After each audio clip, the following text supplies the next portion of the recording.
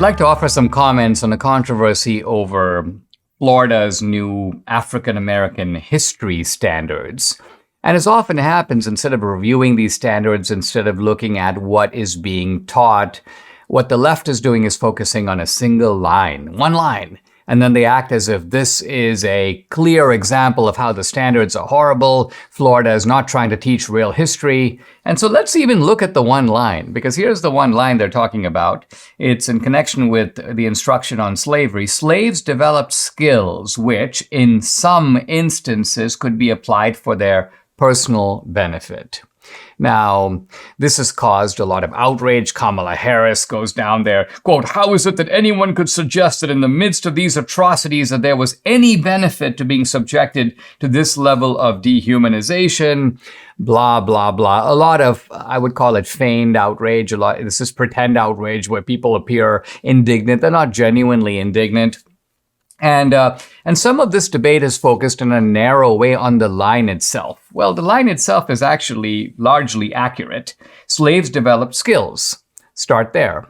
True, because slaves were masons, they were carpenters, they were agricultural workers. They began to learn all kinds of things about getting things fixed. In fact, it was the lazy slave owners that did nothing. So the lazy slave owners had no skills. The slaves did in fact have skills, which in some instances, so the line is cautious, it's not saying always, in some instances could be applied for their personal benefit.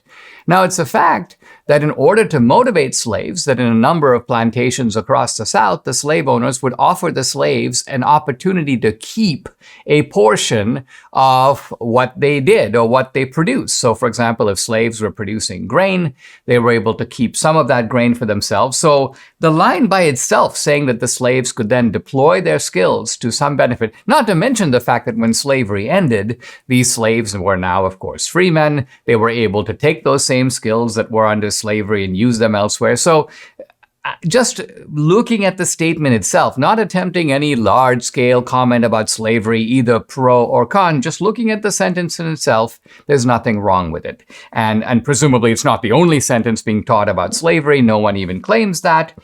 But where I want to go with this is in a little bit of a different direction. And that is, let's take Kamala Harris's statement. How is it that anyone could suggest that there was any benefit to being subjected to this level of dehumanization? Well, one person who suggested this turned out to be a descendant of slaves himself, one Muhammad Ali. Now, I mentioned this before in the podcast, but it's relevant in this context. Muhammad Ali, remember, in 1974, went down to Zaire, the African nation of Zaire, fought against George Foreman for the heavyweight title, won the heavyweight title, comes back to America, is asked as he gets off the plane by a journalist, "Hey champ, what did you think of Africa?" And Ali replies this. He said, "Thank God my granddaddy got on that boat." And while this is an Ali quip, some people would say it's a joke. Well, it's one of those things that is a joke, but not just a joke, because Ali's making a point, and the point is that dehumanizing though slavery was, it was also the transmission belt that brought the descendants of slaves, including pretty much, well, just about every black person born today, but certainly Muhammad Ali himself, brought them into the orbit of Western freedom. So what are the chances that Muhammad Ali could have become Muhammad Ali had he lived, for example, in Zaire or in Somalia or in the Congo? Answer, very unlikely. What is the chance that so many people who have made it in America, what is the chance that my life in America would be the same if I had stayed in India? Here is a comment by the African-American pastor Eugene Rivers, and this is from his important essay published a number of years ago. It was about, he's talking about the responsibility of intellectuals, and he's talking about the nihilism of the inner city. And I just want to read a few lines. He's talking about the fact that since entry into labor markets is dependent on education and skills, we see a generation of economically obsolete Americans. He's talking about blacks in the inner city. And then he says, but remarkably, the tragedy we face is worse. Unlike many of our ancestors who came out of slavery and entered this country with strong backs, discipline, a thirst for literacy, deep religious faith, and hope in the face of monumental adversity, We have produced a generation who do not know the ways of the Lord, a new Jack generation ill-equipped to secure gainful employment even as productive slaves.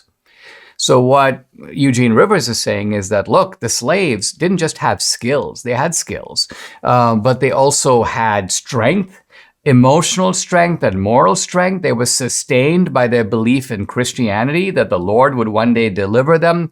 And so they were not subject to the kind of nihilism and despair that you see in a lot of inner city, not just ghettos, but barrios and American Indian reservations today. So he says that this generation who would be ineligible to qualify for slavery, people wouldn't even want them as slaves. So the reason I'm telling you all this is because what we have with Kamala Harris and so on is the little tap dance that they love to do about ancient slavery, paying no attention to African Americans today who have difficult lives in the inner city, who are facing, in Eugene Rivers' analysis, a condition in some ways even worse. And yet the Democrats leave those problems unaddressed because all they want to do, well, they also want to hide the complicity of the Democratic Party in slavery. That's a story for another day. But I'm not even talking about that. I'm talking about the fact that they like to play these little games, claiming, we can't believe that the Florida standards are saying this. And in reality, there are all kinds of contemporary problems that are festering and going unaddressed.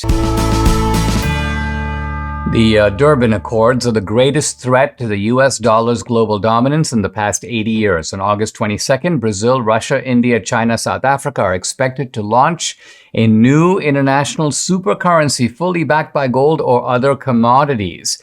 Part of their long-term plan is to supplant the US and the dollar as cornerstones of the global financial system. Well, how can you protect your IRA or 401k from the fallout from this landmark announcement? You can diversify with gold from Birch Gold Group. Historically, gold has been a safe haven in times of high uncertainty, which is right now. Get a free information kit on gold, IRAs, and decide for yourself if a tax-sheltered retirement account backed by physical precious metals is right for you. Text the word Dinesh to 989898. There's a monumental shift happening among nations that control 1/3 of the world's GDP starting August 22nd. So protect your retirement savings.